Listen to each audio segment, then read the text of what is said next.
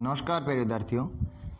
आज के इस वीडियो में हम चर्चा करने वाले हैं ट्रिग्नोमेट्री टेबल की, यानी त्रिकोणमितीय जो सारणी होती है उसकी। क्या होता है कि हमें जैसे क्वेश्चंस आते हैं आपके त्रिकोणमिति की जो प्रश्नावली है उससे, तो उसमें अक्सर पूछे जाते हैं। उन क्वेश्चंस में हमें जैसे साइन 60, tan 30, कोसेक 90 इनकी वैल्यूज चाहिए होती है। तो उस वैल्यूज को पता करने के लिए एक टेबल बनती है। वो टेबल कैसे बनाई जाती है तो उसके लिए हम लिखते हैं, ध्यान रखना जो हम त्रिकोणमितीय फलन लिख रहे हैं उनका एक सीरीज होता है। सबसे पहले होता है साइन थीटा, अगला फलन होता है कोस थीटा, उसके बाद होता है टेन थीटा, कोट थीटा, फिर आता है सेक थीटा और लास्ट में आता है कोसेक थीटा। ये हमारे जो 6 मैंने नाम लिखे हैं, साइन, कोस, टेन, कोट, सेक और कोसेक, ये हमारे त्रिकोणमितीय फलन रहते हैं। ये 0 डिग्री की वैल्यूज आएगी यहाँ पे, यहाँ 30 डिग्रीज की, यहाँ 45, 60 और 90 डिग्रीज की वैल्यूज आएगी। ठीक है, बहुत ही इजी टेबल है। एक बार आप ध्यान से अगर इस वीडियो को देखते हो और बनाने की कोशिश करते हो तो आसानी से सीख जाओगे। ठीक है, इसको बनाने के लिए सबसे पहले कॉलम की काउंटिंग करते हैं। 1, 2, 3, 4 और 5। हमारे पास टोटल 5 कॉलम्स हैं। कितने हैं? 5 हैं। हम 0 से लेके 5 तक, 0 से लेके 4 तक की गिनती लिख देते हैं। 0, 1, 2, 3 और 4। सभी कॉलम्स में गिनती आ गई। 0 से स्टार्ट किया, 0, 1, 2, 3, 4। बस सीधा सा फंडा है, कुछ भी नहीं है। ध्यान क्या रखना है, 0 से लेके 4 तक की गिनती लिख दी। अब करना क्या है, सभी में 4 का भाग दे दो। ये जो हमने गिनती लिखी है इसमें सभी में क्या कर दो, 4 का भाग दे दो। 4 का भाग देने के बाद अगर संख्याएं आपस में कट के छोटी हो रही है तो उनको काट के छोटा कर दो, और कटने के बाद अगर छोटी नहीं हो रही है तो उसका वर्गमूल ले लेना है। यानी जहां तक कट के छोटी हो रही है उसको छोटा कर दो और उसके बाद उसका क्या ले लेना है, वर्गमूल। ध्यान रखना, वर्गमूल लेना है, यानी स्क्वायर रूट लेना है। वर्गमूल यानी स्क्वायर रूट की बात कर रहा हूं मैं। क्लियर है? चलिए देखते हैं। 0/4, 0/4, 0 में 4 का भाग दिया, क्या आएगा? 0 अर्थात 0। और 0 का जो वर्गमूल होता है वो भी क्या होता है? 0। क्लियर है? यहां तक कोई दिक्कत नहीं। इसके बाद 1/4 को अगर आगे हल करते हैं तो ये 1/4 से छोटा नहीं होगा। 1/4 का जैसे हम वर्गमूल लेने की कोशिश करते हैं तो 1 का वर्गमूल आप जानते हैं 1 होता है और 4 का वर्गमूल 2 होता है। तो इसका आंसर हो गया 1/2। क्लियर है? फिर जो हमारा है 2/4, इसको 2 की टेबल यानी 2 के पहाड़े से काट देंगे तो यह आ जाएगा 1/2। काट के छोटा कर दिया। मैंने पहले ही आपको कहा था अगर संख्याएं कट के छोटी हो रही है तो उनको काट के सबसे छोटी फॉर्म में लिखा जाता है। उतना करने के पश्चात है अब 1/2 का हम वर्गमूल लेने वाले हैं। तो 1 का वर्गमूल आप फिर जानते हैं कि 1 ही होता है। नेक्स्ट चीज, जिन संख्याओं का प्रॉपर स्क्वायर रूट अर्थात वर्गमूल नहीं होता है उन संख्याओं पे रूट लगा दिया जाता है। 2 का एक प्रॉपर स्क्वायर रूट नहीं होता है तो 2 को क्या कर देंगे, √2, यानी 1/√2। क्लियर है? अगली संख्या है हमारी 3/4 है, और 3/4 का कोई भी कटिंग फॉर्म नहीं है, छोटा फॉर्म नहीं है, तो 3/4 का वर्गमूल लेंगे। और जैसे ही 3/4 का वर्गमूल लेंगे तो 3 का कोई भी वर्गमूल नहीं होता है तो 3 पे रूट लग जाएगा। 3 पे रूट लग गया। और 4 का जो वर्गमूल होता है वो आप जानते हैं कितना होता है, 2।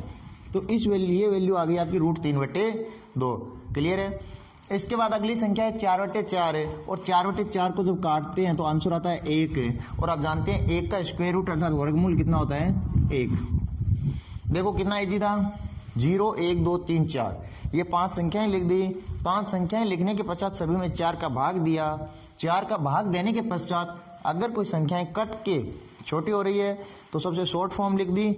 और शॉर्ट फॉर्म लिखने के पश्चात आपको सभी का क्या करना है, वर्गमूल अर्थात स्क्वायर रूट। तो ये जो 0, 1/2, 1/√2, √3/2 और 1, ये जो हमारी वैल्यूज आई है ये साइन थीटा की वैल्यूज है।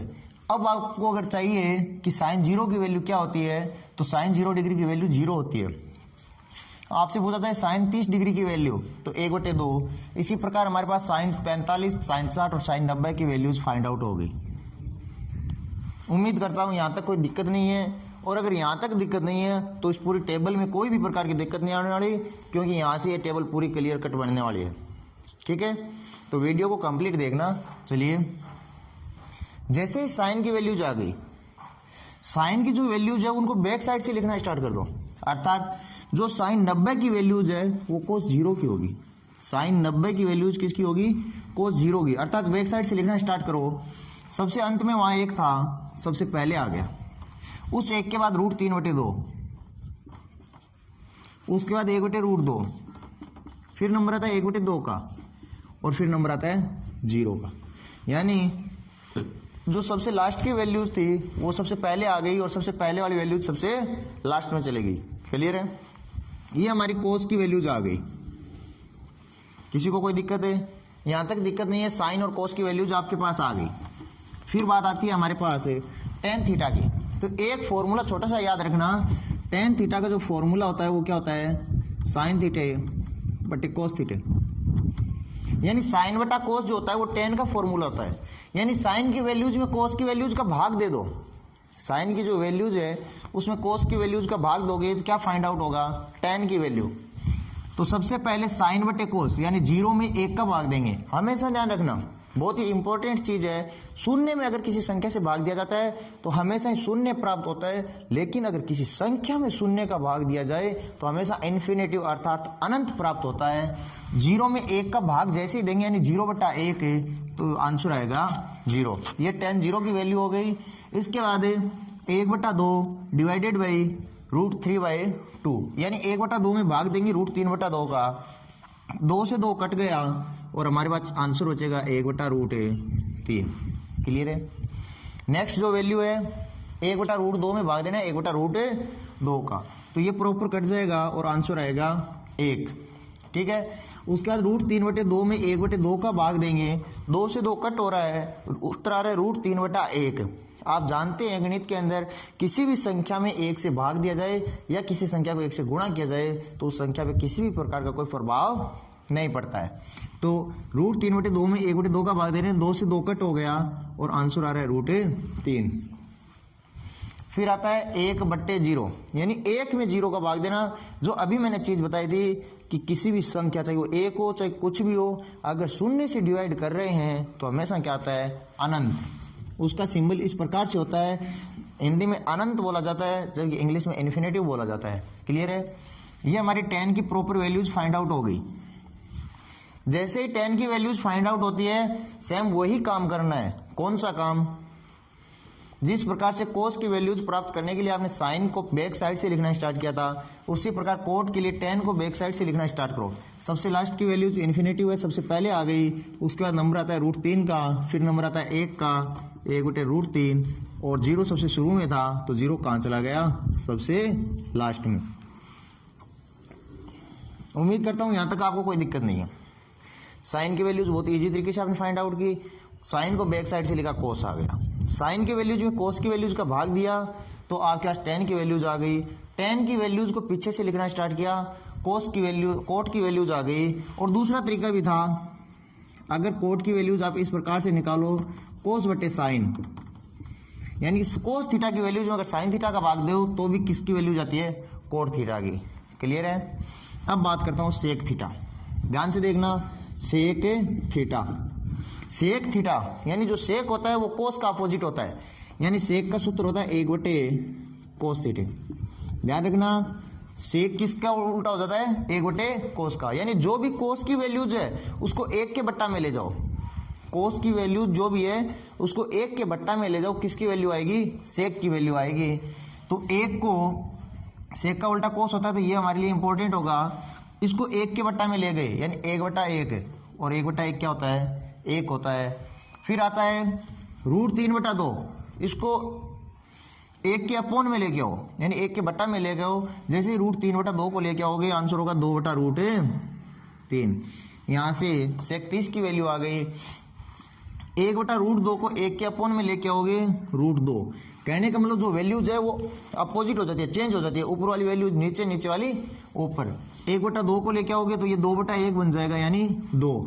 बस इंपॉर्टेंट बात एक ही है, वह क्या है कि अगर 0 को लेके आओगे यानी 1/कोस की जगह 0, 1/0 और 1/0 का आंसर आप जानते हैं क्या होता है, अनंत। यहां तक कोई दिक्कत नहीं है? यहां तक अगर दिक्कत नहीं है तो फिर बात आती है कोसेक की। कोसेक की फिर वैल्यूज लिखने के लिए आप सेक को बैक साइड से लिखना स्टार्ट कर सकते हो। फर्स्ट प्रायोरिटी इन्फिनेटिव 2, √2, 2/√3 और 1। चाहे तो आप कोसेक की वैल्यूज इस प्रकार से निकाल सकते हो, नहीं जिस प्रकार से सेक जो है वो कोस का अपोजिट होता है, उसी प्रकार कोसेक का भी फॉर्मूला रहता है cosec theta is equal to 1/sin theta. यानी साइन की जो वैल्यूज है उसको 1 के अपॉन में ले जाओ, 1 के बट्टा में, तो कोसेक की वैल्यूज आ जाती है। जैसे 0 को 1 के अपॉन में लेके आओगे इन्फिनेटिव, 1/2 का 2/1, 1/√2 का √2, √3/2, 2/√3 और 1 का 1। क्लियर है? तो इस प्रकार से हमारे पास साइन, कोस, टेन, कोट, सेक और कोसेक की वैल्यूज फाइंड आउट हो गई। ये वैल्यूज आपको बहुत ही काम आने वाली है। अब आपसे पूछ लिया जाए सेक 30 का मान बताओ, तो ये सेक रहा और ये 30 रहा, तो यहां से आते हैं 2/√3 किसकी वैल्यू हो गई? सेक 30 की। इस प्रकार से आपसे पूछ लिया जाए टेन 60 की वैल्यू बताओ, तो टेन ये रहा और 60 डिग्री ये रहा, √3। आई होप कि वीडियो आपको अच्छा लगा होगा, और साथ ही साथ ये सारी चीजें जो बताई गई है, यानी ट्रिग्नोमेट्रिक टेबल जो त्रिकोणमितीय सारणी है, वो आपके लिए बहुत ही इंपॉर्टेंट रहने वाली है। इससे क्वेश्चन भी पुटअप होंगे और ये आपको सारणी चाहिए होगी। तो उम्मीद करता हूँ वीडियो अच्छा लगा होगा। अगर वीडियो अच्छा लगा हो तो ये जानकारी सभी के साथ शेयर कीजिएगा। धन्यवाद। जय हिंद, जय भारत।